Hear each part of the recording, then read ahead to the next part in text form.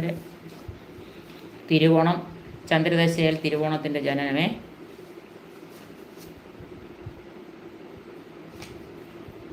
തിരുവോണത്തിൻ്റെ ജനനം ചന്ദ്രദശയിൽ 5 വയസ്സ് വരെ ചന്ദ്രദശയിൽ. അത് കഴിഞ്ഞിട്ട് കുജൻ ചൊവ്വ കയറി വരുന്നുണ്ട് 12 വയസ്സ് വരെ.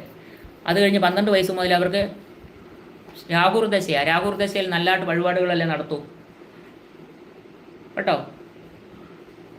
30 വയസ്സ് മുതൽ 12 വയസ്സ് മുതൽ രാഹു വന്നിരിക്കുന്നത്. അതുകൊണ്ടാണ് പറഞ്ഞത് ആ ചെറുപ്രായത്തിൽ തന്നെ രാഹു വന്നിട്ടുണ്ട്. അതുകൊണ്ട് നന്നായിട്ട് രാഹുപ്രീതി വരുത്തണം.